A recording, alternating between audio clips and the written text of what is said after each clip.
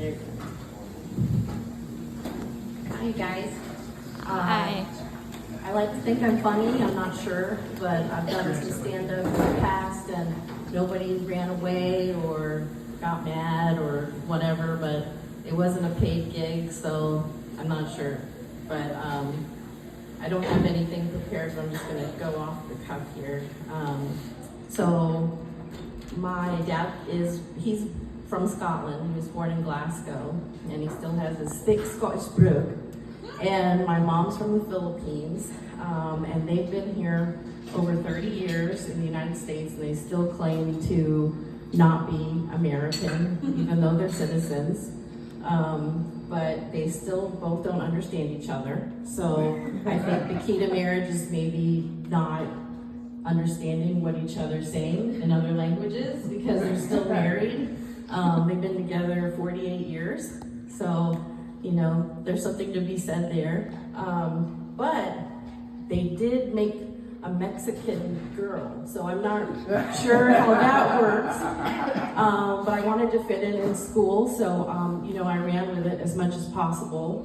I tried to fake out, you know, that I could speak Spanish fluently and mostly food, you know. I'd be like, quiero hamburguesa con queso, papas fritas, arroz con pollo, arroz con pollo. But, you know, eventually I ran out of food, and I don't speak Spanish.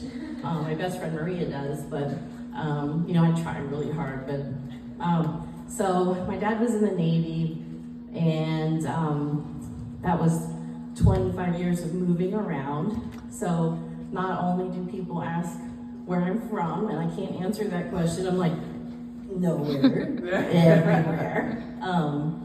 I also get questions like, what are you? And so that, I grew up in the South, so it's more like, what are you? What are you?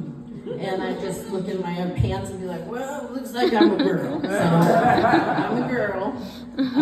But yeah, my mom's accent is very thick. My dad's accent's very thick. So I went to college and majored in English to help translate for them. So sometimes, like, my husband, he was in the Air Force. He passed away a year ago from brain cancer. That's not funny, but just to do a backstory. So my mom, when he was in Iraq, my dad was he was always gone with the Navy. So she had no, like, sympathy for me when I was, like, waiting for him on deployments. I'd be like, Mom, I'm alone, barefoot, pregnant, and cold in Minot, North Dakota. I'm from Florida. I don't know what I'm doing here. And she'd be like, suck it up. Suck it up. Put on your panties, your big panties, and deal with that. And I'd be like, are you saying to put my big girl panties on? And she's like, that's what I said. So I didn't get any sympathy from her for that. But also, she's about, I know I'm short, but she's about 4'10", and just really sassy. And she just says whatever she wants to say. So I remember there were 2 Jehovah's Witness guys that came to the door one time, and they must have come before, because she has like a big no solicitation sign on her door, you know, you can't miss it. And they still tried to get at her, and they were like, Mrs. Brown, do you know where you're going when you die? And she just scuffled to the door, and she's like, yeah, in the ground, just like you know. But one time I called her, and I was like, what are you doing, Mom? And she was very active in her church. She's Catholic. And she's like, yeah, I make a pizza for the church. And I'm like, oh, that's cool. For like a potluck? She's like, yeah, I make a pizza for Jesus. And I was like, oh, wow, Mom, for Jesus, huh? I don't really think that Jesus is going to come down and eat your pizza. And she was like, no, Carol, that's not what I said. I said, for Jesus.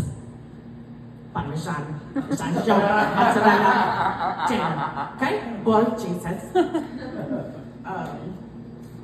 And some things in Tagalog the Filipino language. It does not translate to English. I learned that when my mom would like drop something. She would go, I can buy book, I can buy book. And I'd say, that sounds pretty fierce, what does that mean? And she said, well, it's like a horse masturbation. And I was just like, no, I don't know what that means. And she's like, like the horse masturbation. Like, I'm sorry. So